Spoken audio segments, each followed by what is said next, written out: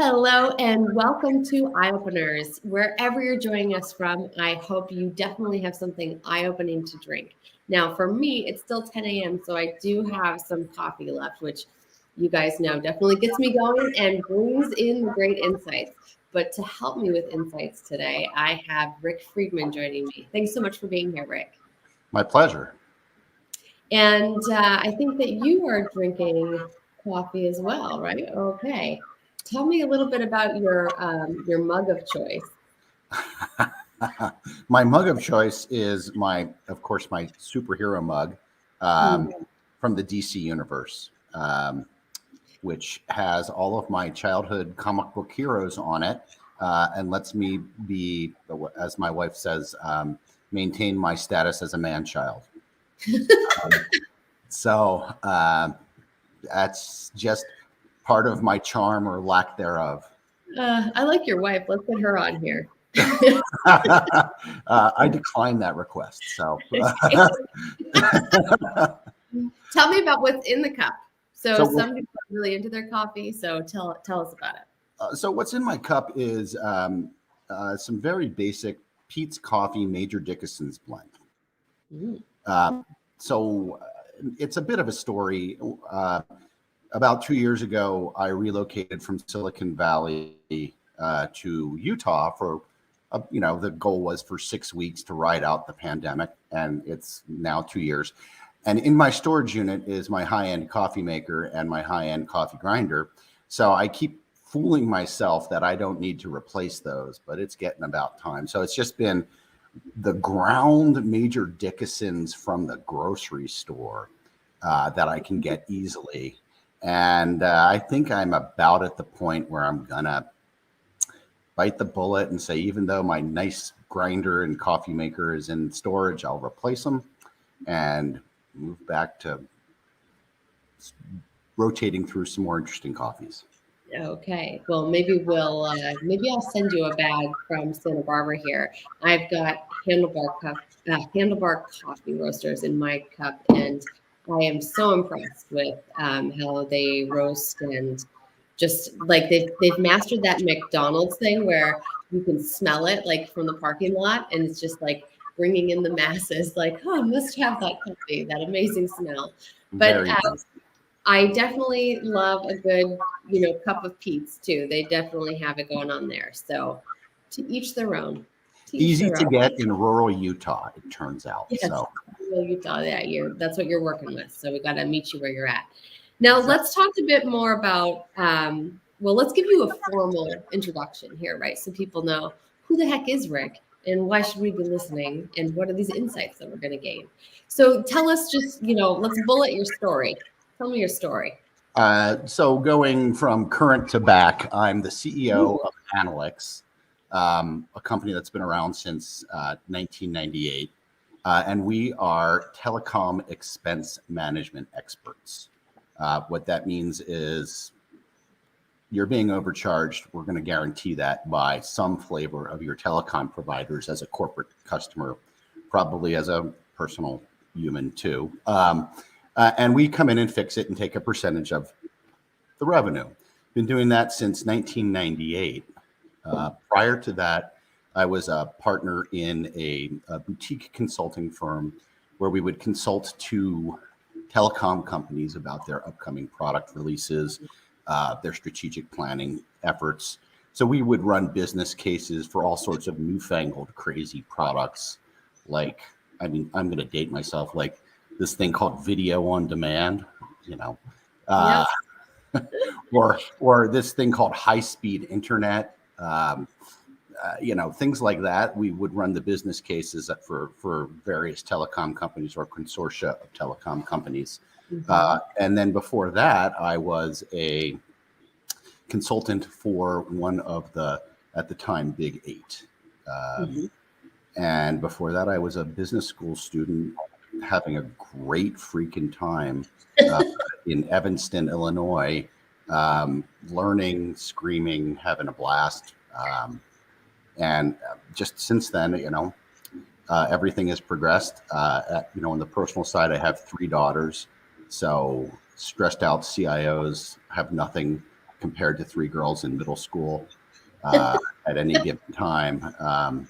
So I can be pretty even keeled, given I'm used to very loud environments and 3 or 4 people talking at me same time and saying different things and wanting a response immediately. Yeah. So that's me in a nutshell. Wow. Well, thank you for that. So we know we have somebody very experienced and skilled on our hands here, people. And well, what I love when we had our pre-call was just that component of you having a freaking good time. I mean, like that's just the energy that you give, and it's awesome to get that from a CEO. We don't always get that. So I want to hear about this transition from the consulting firm to what you're doing now. Did you get this inside information from doing those projects and you said, oh, wow, these guys are just like overcharging. Here's an opportunity. Or how did that transition happen? So the transition happened. It was really the idea of being open to opportunity.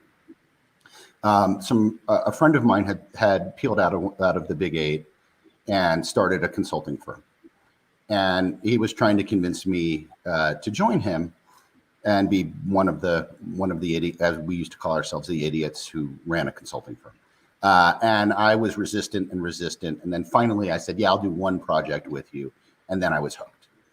And consulting was great, but time for money is a business model that is, it is what it is. You know what it is, and you know how it works. So during that time frame, we were always on the lookout for something new and interesting that would be telecom related. And in one of our projects, working for one of the AT&T wireless properties, we ran into a guy who was struggling to make sense of the AT&T wireless bills. And they would come in these crazy formats spit out by mainframes, AT&T's mainframes that probably hadn't been updated since 1952. And he was struggling to put this all together. And we looked at it and we talked about it. And we said, hey, let's create a business model around this. And we created some pretty hardcore at the time software that would max out what an Oracle database could do. So we would automatically import a ton of data from AT&T or Verizon or CenturyLink Quest, whatever you want to call them these days, and then make sense of it. And at the time, in 1998, people were just getting 40 bankers boxes of phone bills and going, yeah, I can't even find the page I'm supposed to use to pay the bill. So, so you're telling me you can get this all electronically, send it to my AP, do all this good stuff. So we said, yeah. And we worked with a company called Covad as our primary customer, the first DSL digital subscriber line company, to put that in place. And that we were a large software company dealing with millions of circuits and hundreds of millions of minutes of use. And it was intense and ferocious to create that. And we created that alongside the consulting opportunity. And then my partner and I looked at each other and said, what do you want to be when you grow up? And we both laughed because neither one of us wanted to grow up. And then we decided I wanted to run the telecom expense management business, and he wanted to run the consulting business. And we said, great. So we high-fived, and we had been trading talent back and forth a little bit from the companies, and we're still buddies and still close. And we just have chosen to do different things for the last 20 years. And we still refer to ourselves as the idiots who run some company. But that's the story of what we did. He pivoted into doing things for energy utilities and taking care of all of the smart meter type stuff where there was wireless communications going back for that. And I pivoted into doing what I'm doing now.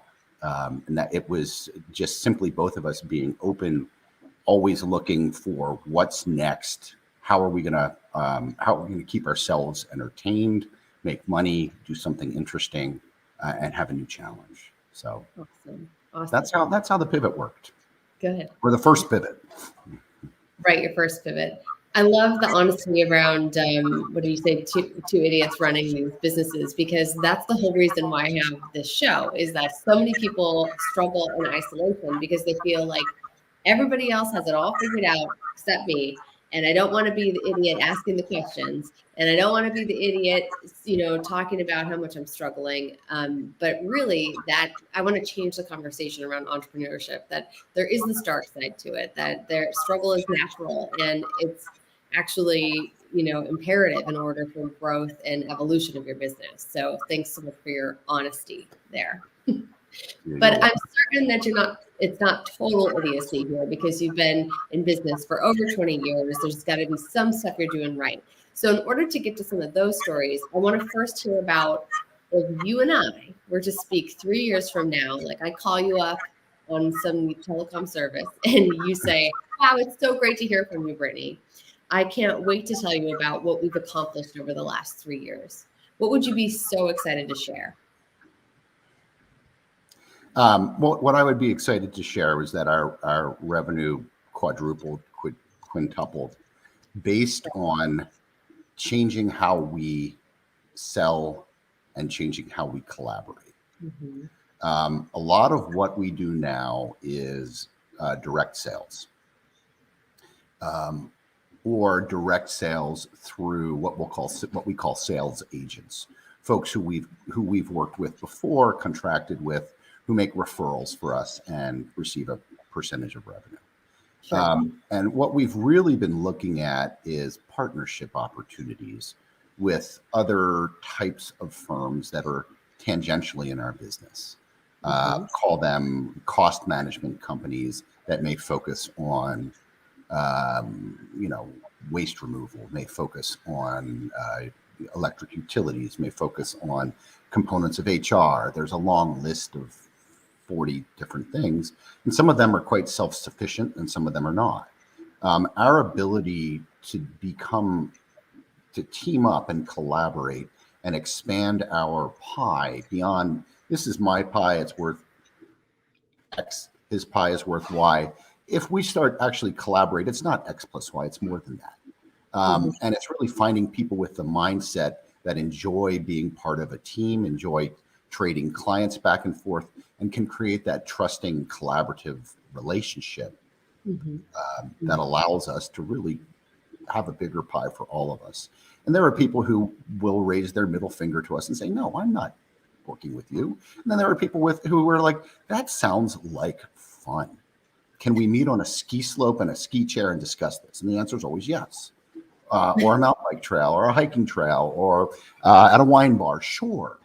Those are my people, right? And it's not just about collaborating to make money. It's about, who do we want to work with? Who do we want to have fun with? Who do we want to play in business with, right? You said a lot about, joy and fun as being part of what you got from me. Yeah, that's a really big part. It isn't just in my personal life. I really appreciate finding like-minded souls in business, because, I mean, let's face it, telecom expense management, it's not going to be on the list of the 10 most sexiest types of things you can imagine doing with your life. You're not changing the world with a piece of a wearable technology that will take your blood pressure or what have you. It's something way more back opposite. So the joy and adventure and fun that I get is in the relationships I establish with people who have a similar mindset. And that's, we want the opportunity from a business perspective, but we really want to look for people we enjoy working with as well. Mm-hmm. I love that mindset. And I'm so glad that you brought that up, because really so much of what makes a business successful is beyond the bottom line. And this is something I talk about a lot in my work, because I'm focused on culture, building relationships. And sometimes people, they struggle to get behind that or invest in that because they want to see the bottom line return, the ROI on that. And well, of course I can make the business case for it. There's lots of data now to support it. It's really about building a business that you love, that you're proud of, that you want to be a part of, that doesn't feel like work, that you are excited about, working in and sharing with people. So thanks for bringing that up. Yeah, I mean, look, if you want to look at the detailed data for 3,000 different uh, wireless phone users and how much data they're using, how much voice they're using. Are their features appropriate? Are they even part of the organization anymore? Um, that's some pretty dry and droll stuff. So you better have something else going on that where you can get the enjoyment, fun, stimulation, camaraderie, and just general sense of fun colleagues to be with. And that's really one of the things that we think about, or I think about a lot. Mm-hmm. Totally. Well, I'm sure that will help as you move forward, even maybe making the suggestion, like you said, to meet and talk about it on the ski slope or wine bar or whatever real fun place you come up with. Maybe that would be like a great vetting tool for you to see how they respond to something like that. If they'd make a great partner. Oh yeah, that's great. I will, I'll put on a coat and tie and actually pretend to be an adult too. So don't get me wrong. I don't know. There's something to be said for that authenticity, though. Like, why is that the thing? The shirt and the tie. I mean, there's cultural components and places for that, but maybe it's time to rewrite it.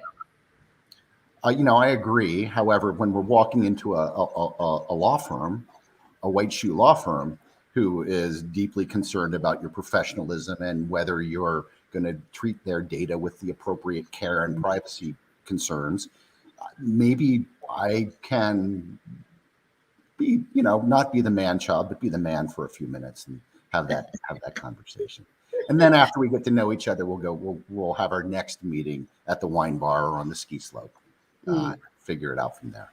Fair. So know your audience, right? Know your customer. There we go. Exactly. Right. Exactly. So let's talk about what's the greatest opportunity for you guys when you do hit that 4x revenue, 5x revenue, and create these partnerships that really serve you guys. What's the opportunity within that for maybe you personally or for the business? Why is that the 3-year goal? Why does it light you up? Why do I want to grow my business? It's part of the same reason I work out and I go to the gym. There's stimulation, mental and physical, and there's goal setting that makes me a happier, better person personally. Mm-hmm. But more than that, we have a group of people that we want to share our success with.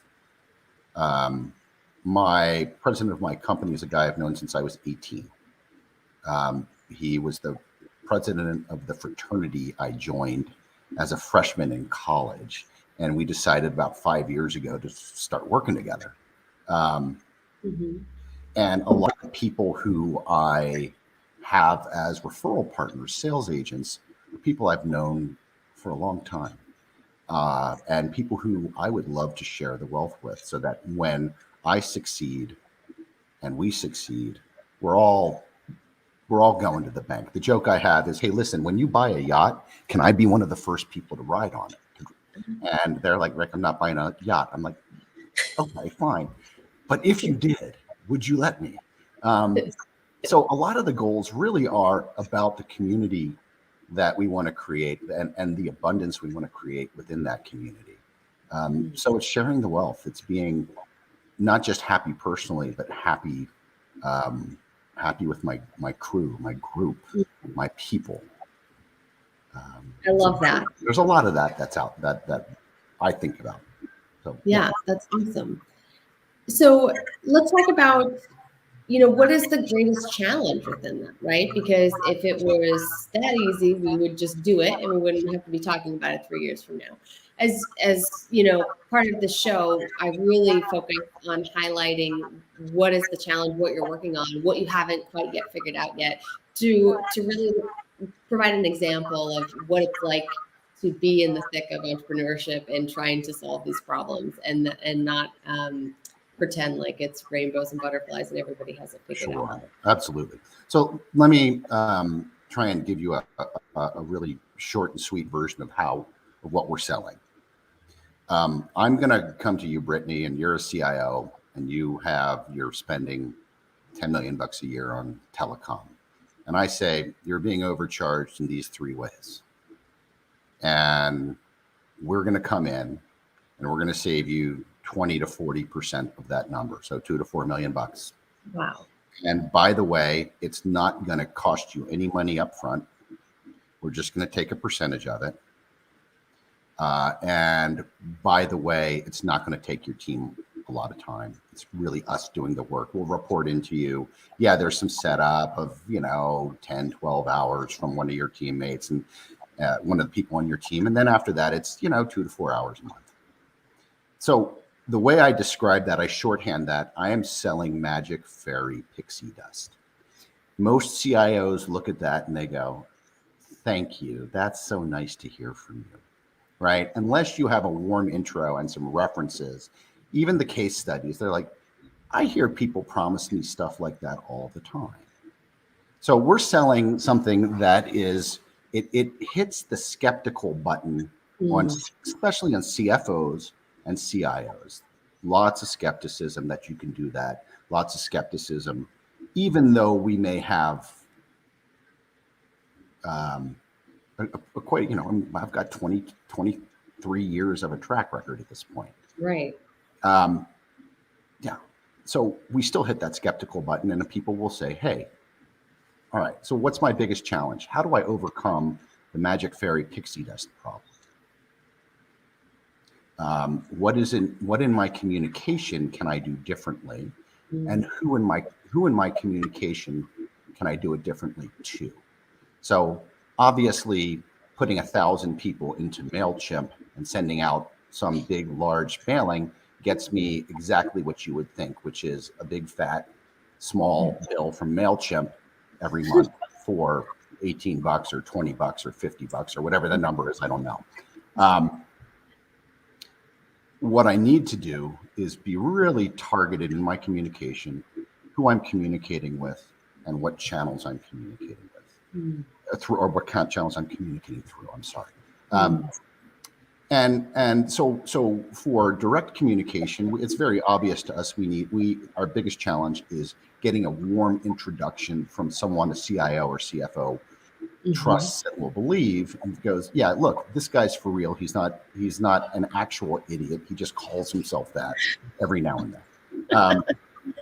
That's part one. But there are there's a limit to that business model that we hit, and we hit it regularly. So how else can we get out into the world? And some of it's through our affiliations, whether it's talking to CIOs and CFOs from people who graduated from my business school, graduated from college, graduated from other folks on my teams. There's some affiliation discussion. And then there's also a partnership channel where other firms who we are allied with have already established their credibility, and they can bring us in, and vice versa. So it's really how do we thread the needle in communication, who we communicate to, and the channels we communicate to. That's our challenge, and it's not as much. I simplify it, and I tell you what my challenge is because I can now frame it because I've experimented and screwed up in every other way possible in order to find this, right? This isn't a business school marketing case study where you read the case study and figure out the answer. It's okay, I'm not sure what's going to work here. Let's try this. Let's try these 5 things with our team in the next 6 months. Wow, 4.5 of them failed miserably. One of them we might want to tweak. The other one seemed to have gotten some responses. Is it statistically significant? A great example is for us is it would seem to us logical that one of the groups we should communicate to and through is private equity. These guys are concerned incredibly about their returns. They have a whole bunch of companies. They have influence. They're on the board. Right. And over a 6 or 8 month period, we get 0 responses. And these are from friendlies. They're like, okay. So we need to have a debrief on why that is. And when you dig into it, you find out these guys have a limited number of bullets they're going to expend on with their portfolio companies. And it's not going to be on us. It's going to be on things like transactions or C-suite changes or you know, large supplier relationships that they find important, not on people like us. Even though we think it should work, it should be a good channel to work through. It's not. So, you know, we've tried all, and I'm just using that as one example in 12 that have failed. But yeah, it's a lot of it is just experimentation. While we think it should work, it won't. Figure out why, tweak or abandon, and then move on to the next way of partnering, selling, channel development. And that's really our service delivery is not our challenge. We are great at service delivery. So, I'm curious. I have like 3 questions after all that. I'm curious if your customer would define the value you provide differently than maybe you do, right? And I know I'm not offering something completely groundbreaking here, but I wonder if the way that you see the value you bring is different than the way that your customer does. tell me more about that, Brittany. Well, because the way I think about my work is I love the science behind it. I love the idea of people communicating better, and I know what can come from that. But that's not really what my customer responds to. My customer responds to the idea of alignment and what opportunity that creates. So if I can get the team more on board and engaged and behind a certain initiative or whatever, then the opportunity that comes from that is greater success of that initiative down the road. And so I love the relational science of what I do. I'm like total nerd at heart. And I bring that to the table, and that's why my service delivery works. But what my customer wants to hear about is like, hey, are you having trouble getting people to get behind your new initiative in your business, like the new revenue stream or the new model or whatever it is? Like, and you feel stuck and you want to bang your head on a wall because it feels like nobody cares and you hate your business now. I can solve that problem for you. So, maybe the value proposition is different from the way the customer sees it or the way the private equity guy sees it, right? And you have access to proving this theory right or wrong through the customers you've already worked with, right? Got it. So I think you are definitely onto something in the process of talking to a C-suite individual. Almost all of what the discussion is around dollars and around cost in personnel time, or even opportunity cost if they focus on this. What are they going to not do otherwise? So that's at the C-suite level, and that conversation ends with a yes or a no pretty quickly, or in some cases after a year and a half. Sometimes it can go that long. But when we get into it with their directors, that's where it changes, I think. And yes, these guys want to look good and perform, give the dollar performance promised, and do all of that. Beyond that, though, what tends to happen with our clients, and this is why I say we're so good at service delivery, is they come to rely on us almost as part of their team. And it allows them to reallocate folks who were doing telecom related things to other projects. So we have an example would be, we have a large international consulting firm, 15,000 people or so around the world is one of our customers. And we're embedded with them in such a way that they bring almost all of their complicated telecom challenges to us before they go and do something, and then we have to go fix it and reprice it. And they have reallocated a lot of the folks who used to deal with their mobile programs, and a lot of folks who used to deal solely with voice communications to other projects because they can. So there's a time savings, a productivity savings, and there's also a relational piece. Because the culture of the company is really relationship based. I know folks in IT it can be grueling. I mean, they just came through year end for IT people, and some of them didn't sleep. Some of them had a great holidays. But to have someone who is coming at them pleasantly, professionally, with an idea, hey, we're going to help you, and we're going to look. It's not going to be fun talking about these 7 backup circuits in Osaka and Tokyo, and your new New York office or whatever it is. But we're going to get it done in a way that you'll see how it works, and you'll actually enjoy the interaction with us. So I think there's a bit of value proposition from a productivity perspective, from a relationship perspective, and then of course, bottom line, money. If we don't perform there, we wouldn't have our multi-year, 3-5 year relationships that we have. Right. Good point.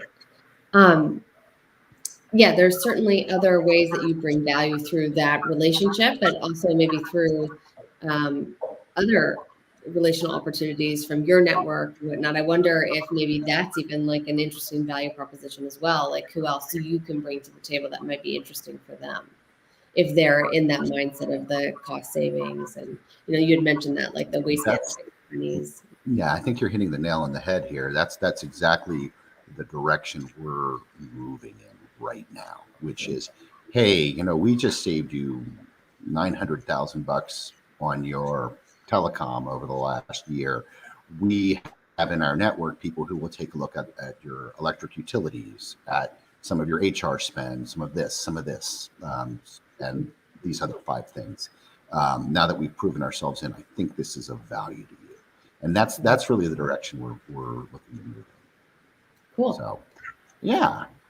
Exactly. Tell me about a breakthrough or a moment of insight that you've had along the way in this business that really created a major mindset shift or a real eye opener for you in how you either approach your business or lead. I'm certain there's at least one of these over the past 20-something years. I have to pick one, huh?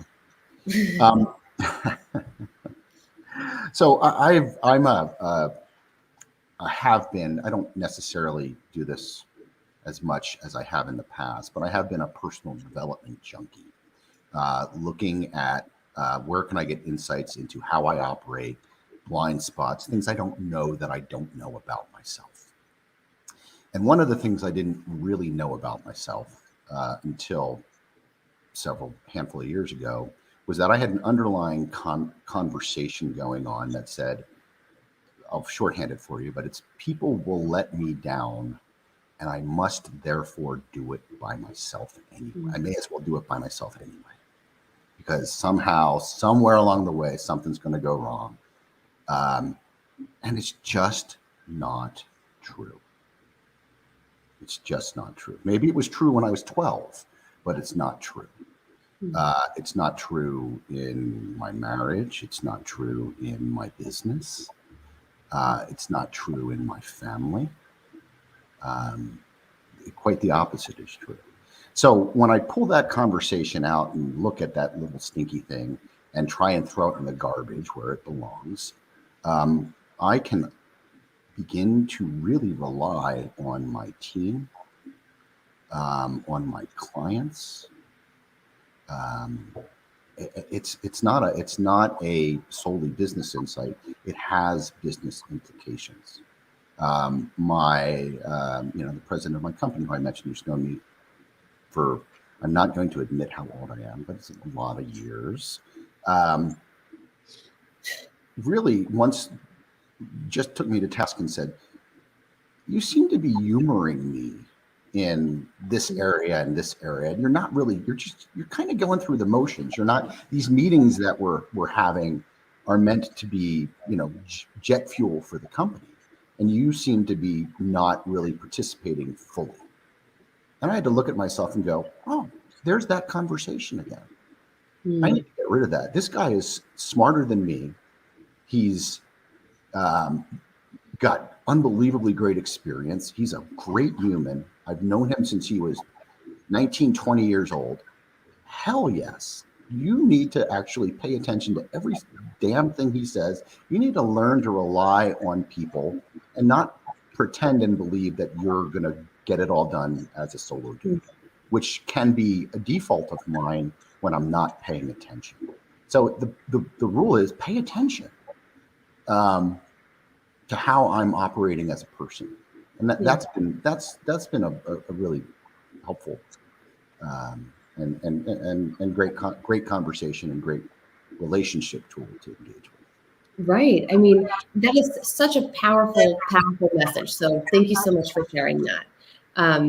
I have people commenting on my screen, like saying this is such a great conversation. So I really appreciate your willingness to be vulnerable, to dive in, and to share these things. But the wild thing is that story, that messaging really served you at some point, right? Like there was a point in time where, understanding that people might let you down was a way to protect yourself from that level of disappointment you were experiencing. Oh yeah. Super helpful. Look,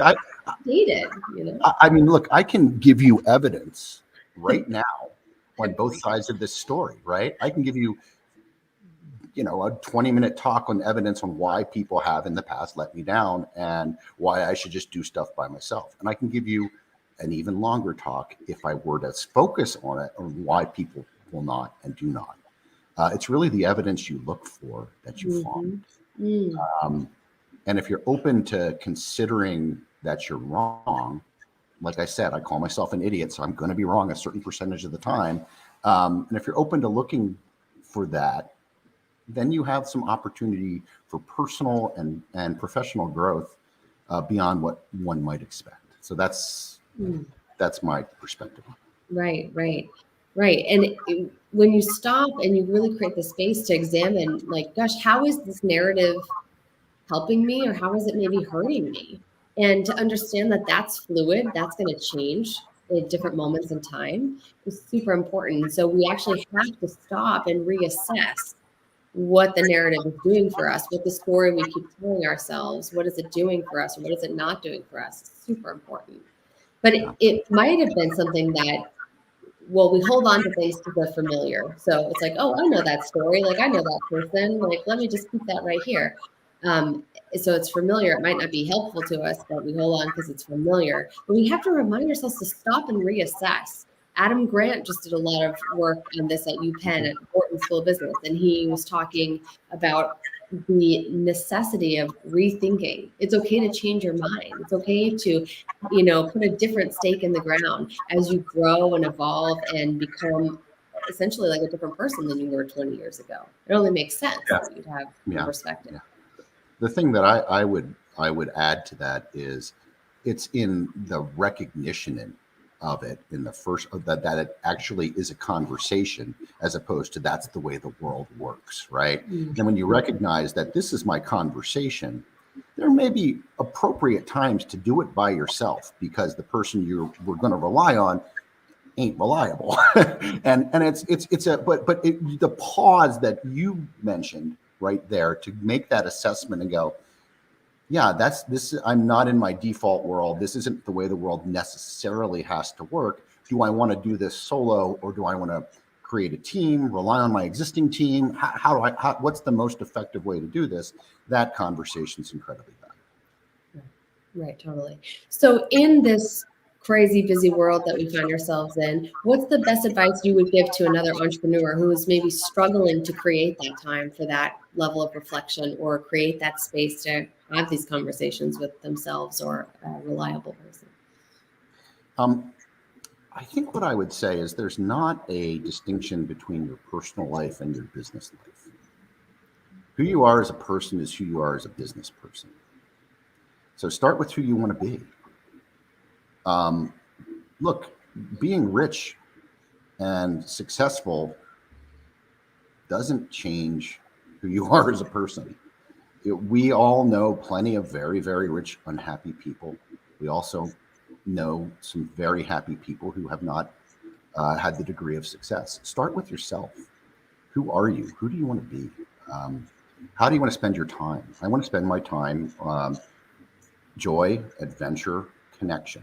That's who I want to be. Those are the things I really, really value. Now, given that, okay, it's going to take some time to figure out how to create my business so that those things are what I am up to.